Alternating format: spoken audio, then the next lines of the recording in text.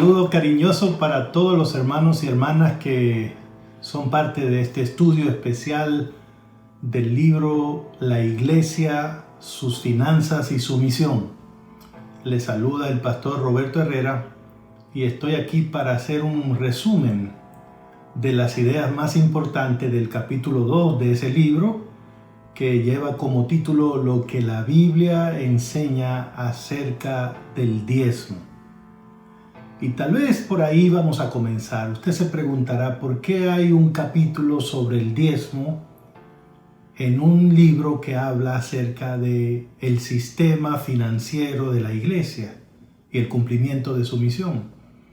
Bueno, pues la respuesta es muy clara, ¿no? Cuando se trata de entender el sistema financiero adventista, hay varias cosas que un miembro de iglesia debe tener bien establecidas. Número uno, la base de todo el sistema financiero de la iglesia adventista es el miembro de la iglesia. Todos los que somos miembros de la iglesia estamos llamados a participar. Tenemos un papel que jugar en el sistema financiero de la iglesia, en el financiamiento de la obra de Dios en esta tierra. Número dos, aunque los miembros somos la base, las congregaciones son el centro de acopio de todos los recursos que tienen que ver con la obra de Dios.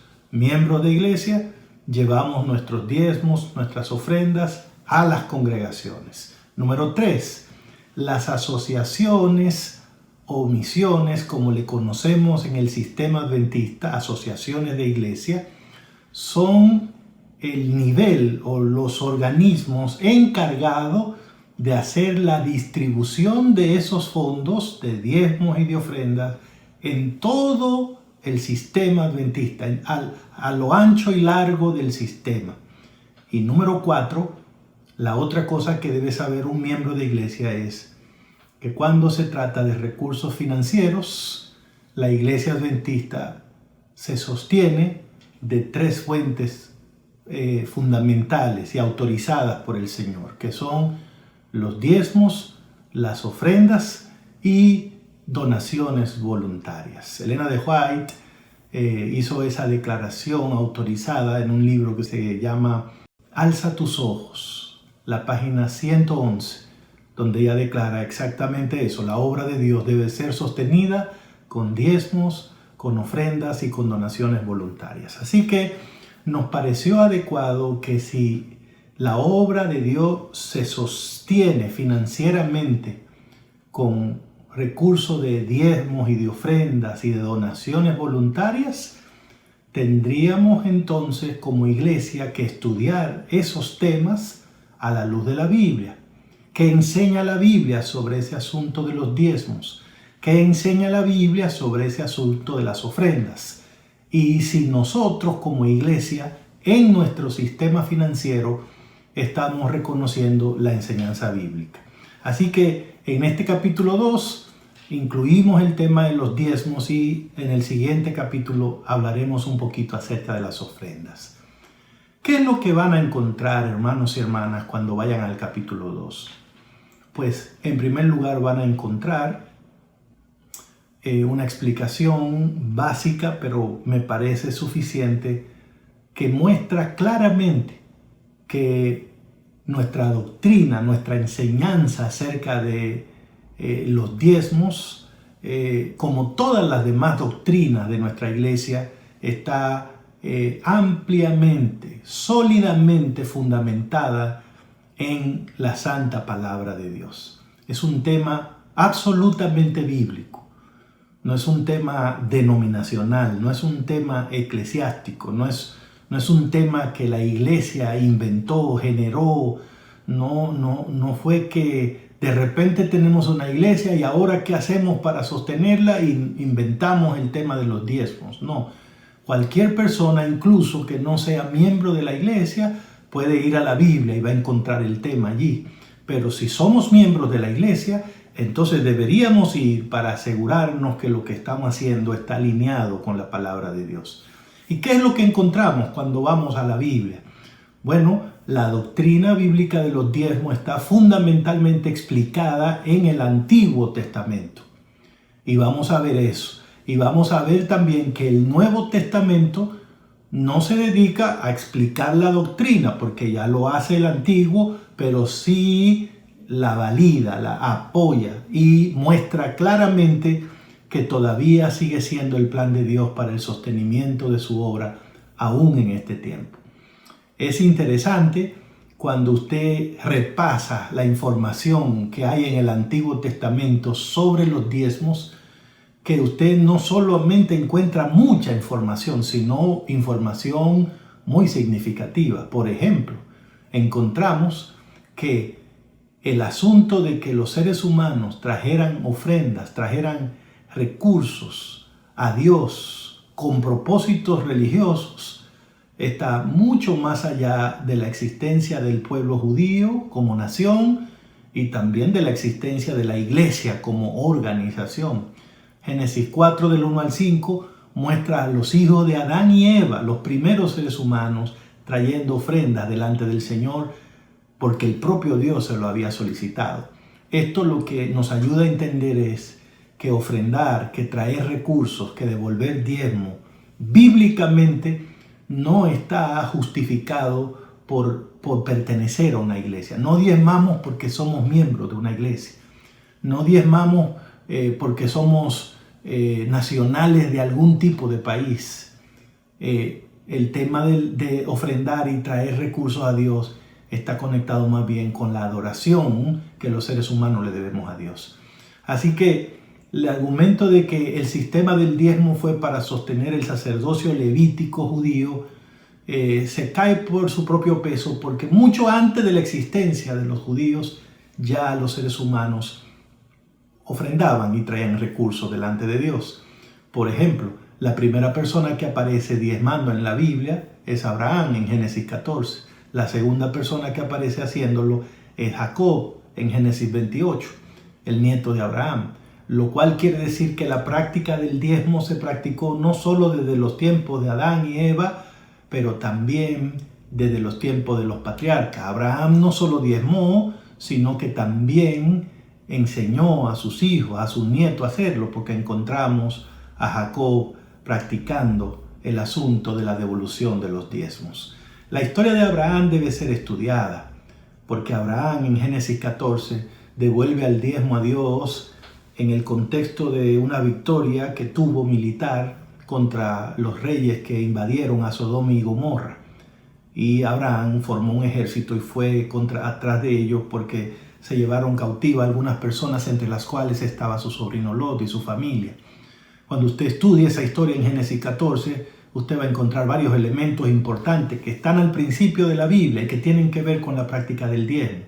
Por ejemplo, Abraham y Melquisedec reconocieron que la victoria que había tenido Abraham en esa guerra se la había dado Dios. Así que la devolución de los diezmos de Abraham en ese contexto se da como parte de un reconocimiento, de una alabanza, de una adoración a Dios por haber dado la victoria. Y como los recursos que Abraham diezmó vinieron de la guerra y la victoria se la dio al Señor, consecuentemente ellos estaban reconociendo que el diezmo se estaba devolviendo de las bendiciones que Dios le había dado a Abraham. Y esto es un asunto muy importante para nosotros. Bíblicamente la práctica del diezmo no es una multa que Dios pone a sus hijos, una cantidad de dinero que tienen que buscar sin importar cómo lo van a encontrar. No. Es un plan que Dios tiene para mantenerse conectado con sus hijos, bendecirlos en primer lugar y luego enseñarles a ser agradecidos, a ser honrados, a ser fieles. Cada vez que una persona diezma es porque primero ha recibido la bendición de Dios que lo hace posible. Por lo tanto, todo el que recibe bendición, escuche bien, no todo el que tiene trabajo, no todo el que tiene dinero, no todo el que tiene un negocio, no. Todo el que recibe bendición debe y puede diezmar. El otro asunto que la historia de Abraham nos muestra es que aunque cuando él regresó de la guerra lo recibió el rey de Sodoma y el rey de Salem, Melquisedec, la Biblia dice que Abraham devolvió los diezmos a Melquisedec. ¿Por qué? Porque Melquisedec no solo era un rey, sino también era un sacerdote del Dios Altísimo. Y esto muestra claramente que desde los tiempos de Abraham, los hijos de Dios entendieron que el diezmo era algo sagrado, que no se podía llevar a cualquier lugar, que no se podía entregar a cualquier persona, sino a una persona que estuviera autorizada por el Señor. Y entonces viene la historia con Jacob, como ya hemos dicho en Génesis 28, y luego vamos hasta Levítico, el capítulo 27, el versículo 30, 32. ¿Cuál es la importancia de Levítico 27, 32? Ahí es donde aparece por primera vez el diezmo ya formulado como un mandamiento, como una ley de parte de Dios para su pueblo. Israel ahora era una nación, porque ese Jacob que diezmó en Génesis 28 fue el papá de los patriarcas que formaron las 12 tribus que componían la nación de Israel. Dios había sacado a esa nación de Egipto y la llevó a una tierra que él mismo le proveyó. Y antes de introducirlo en esa tierra, lo reunió en la falda del monte Sinaí y le dio leyes que regularían la vida de ellos en libertad. Y entre esas leyes está la que aparece en Levítico 27, 30 y 32. ¿Qué dice la Biblia allí? El diezmo de la tierra, de la simiente de la tierra, como del fruto de los árboles, es de Jehová. Es cosa consagrada a Jehová. Esta es la importancia de ese texto, ¿no? Establece claramente que el diezmo es de Jehová. Es cosa consagrada, apartada, señalada para Jehová. Por lo tanto, cuando manejamos el diezmo, estamos manejando un fondo sagrado, algo que no nos corresponde, algo que es de Dios. El diezmo no se lo damos a Dios. El diezmo en todo caso lo devolvemos a Dios porque es de Él. Aunque pasa por nosotros, por nuestras manos, es de Jehová. Por lo tanto, es incorrecto quedarse con eso porque es ajeno. Es también incorrecto usar eso para cualquier otra cosa que no sea lo que el dueño ha dicho que debe hacerse. Y es importante que entendamos que el diezmo no es sagrado porque nosotros lo llevamos a la iglesia o porque lo ponemos dentro de un sobre o porque oramos antes de entregarlo. El diezmo es santo porque fue ya apartado por Dios para Él y para un uso específico. Es muy importante entender eso. Ahora, cuando vas al Antiguo Testamento, no solo descubre que Dios estableció el diezmo como una ley, también vas a descubrir que Dios fue el que estableció cuál era el uso que se iba a dar al diezmo. Y es muy importante que entendamos eso. El libro de Números, capítulo 18, versículo 21, 20-21. Números 18, 20-21. Es la clave bíblica para entender el uso que debemos dar al diezmo. Debemos estudiar muy bien esa sección en el capítulo 2 de este libro que estamos nosotros estudiando. Y lo que la palabra de Dios dice allí es que Jehová, hablando con Aarón, le dijo que a la tribu de Leví, que era una tribu de las 12 que había en Israel, Dios la había escogido especialmente para que se dedicara a ministrar en el santuario terrenal. El santuario era el lugar donde se atendía todo lo relativo a la vida espiritual del pueblo de Israel.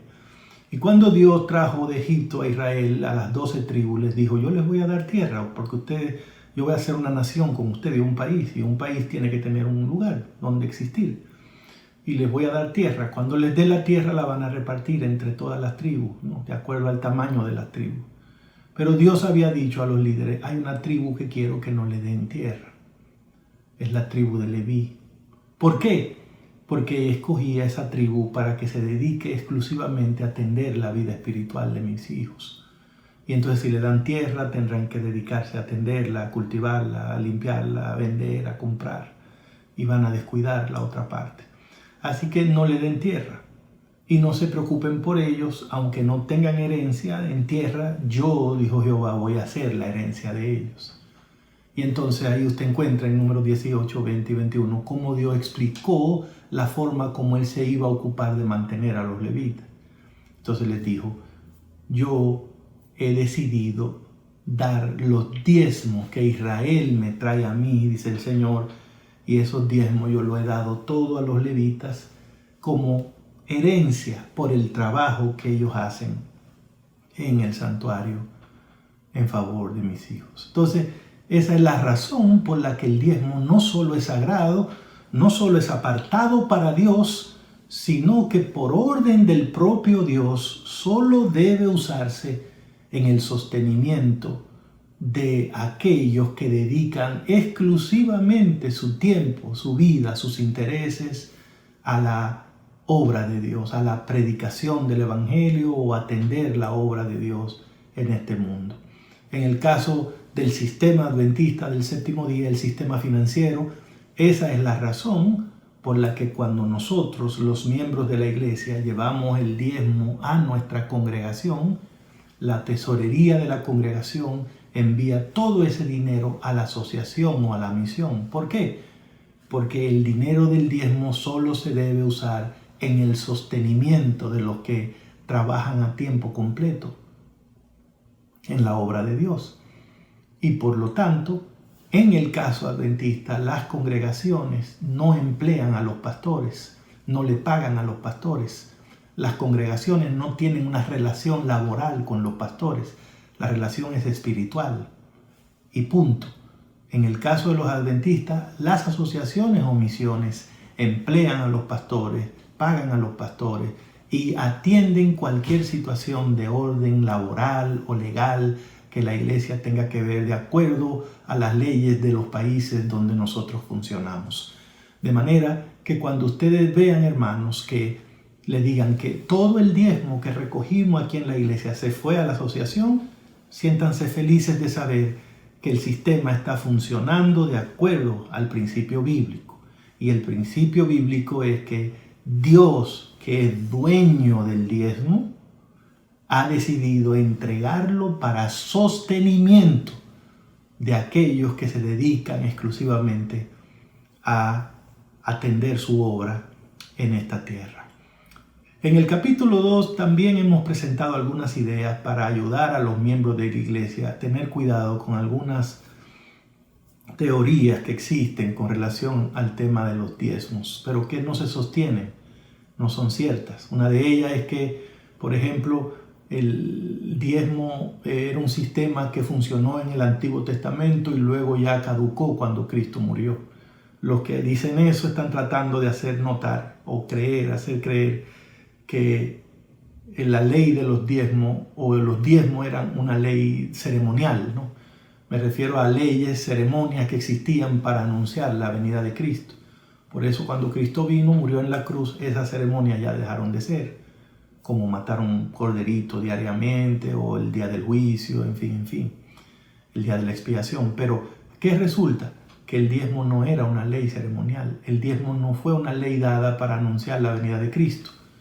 El diezmo fue una ley que se estableció para enseñarle a los seres humanos que Dios es el creador y el dueño de todas las cosas. Por lo tanto, mientras exista Dios, mientras exista el mundo, Él seguirá teniendo ese mismo derecho y la ley del diezmo sigue vigente porque sigue enarbolando una verdad que aún es inconmovible, es pertinente. La soberanía de Dios, la propiedad de Dios sobre este mundo. La otra teoría que hemos tocado en el capítulo es que algunos también quieren decir que sí, el diezmo se habla, pero en el Antiguo Testamento, en el Nuevo Testamento no. Eso es falso. Estudien bien el capítulo 2, estudien bien el Nuevo Testamento y van a ver que el Nuevo Testamento lo que no hace es volver a explicar la doctrina del diezmo, porque ya se hace en el Antiguo y la Biblia es toda la palabra de Dios. Lo mismo pasa con la doctrina del sábado como día de reposo. ¿Dónde se explica esa doctrina? En el Antiguo Testamento. El Nuevo no vuelve a hacerlo, pero si usted va al Nuevo, usted va a ver que Cristo, los apóstoles, la iglesia, guardaron el sábado como día de reposo y nunca lo cambiaron ni lo abolieron. El diezmo es un tema que lo mencionó Cristo en la parábola del fariseo que él relató en Lucas 18, en Mateo 23, hablando acerca de justamente algunos de los problemas que tenían los fariseos. Él habló sobre el diezmo. Fue un tema que también trató el apóstol Pablo cuando habló a los hermanos en la carta a los Hebreos, en el capítulo 5, el verso 7.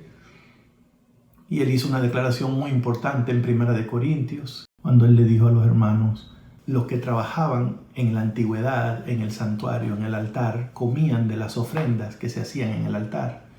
Los que participaban del templo comían de lo que la gente traía al templo. Y luego Pablo dijo: de la misma manera Dios ha establecido que los que anuncian el Evangelio vivan del Evangelio.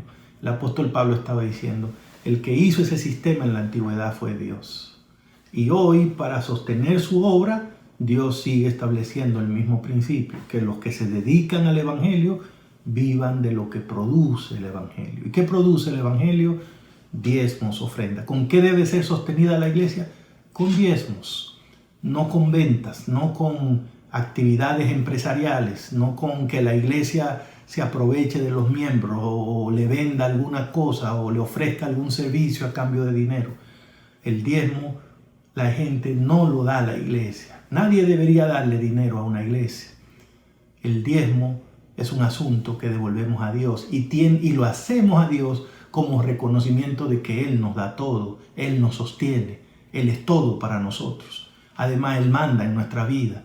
Él tiene derecho a decirnos: esto sí, esto no, entrega esto, no puede tocar aquello, ponlo acá. Él es el soberano, Él es el dueño y lo puede hacer. Y por eso, en reconocimiento de eso, lo hacemos.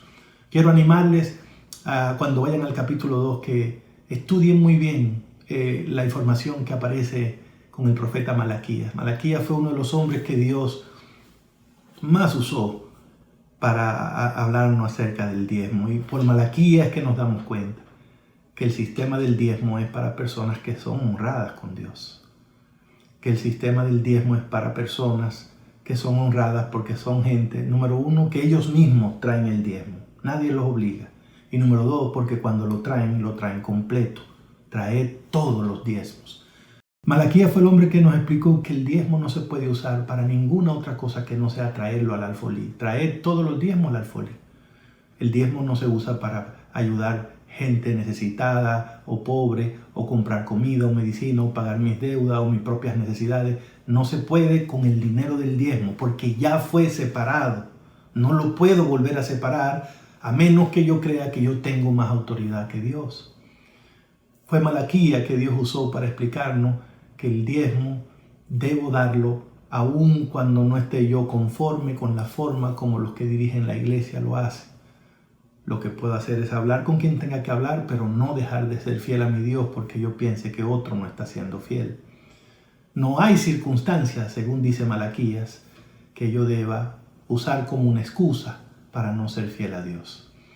En fin, hermanos, yo diría que el capítulo 2 muestra claramente que el tema del diezmo está más que justificado y explicado en las Santas Escrituras. Y lo que quiero animarles es a ir a este capítulo, leer bien los textos que hemos presentado ahí, analizar bien, tener discusiones en grupos. Tal vez todavía al final el pastor o uno de los ancianos o la persona encargada puede ayudarnos a ver algunos que otros asuntos que por razones de tiempo en este video no he mencionado, pero que están ahí.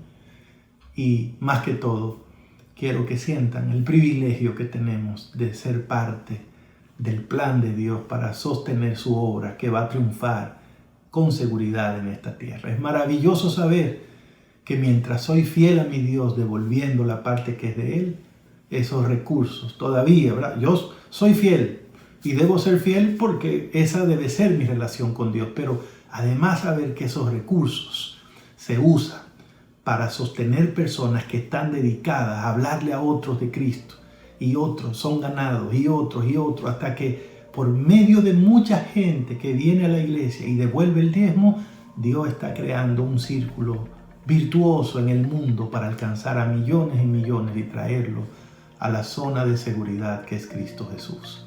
Ojalá que tú y yo seamos parte de ese ejército de Dios, de esos hombres y mujeres que son fieles a Dios en toda circunstancia. Que el Señor les bendiga a todos.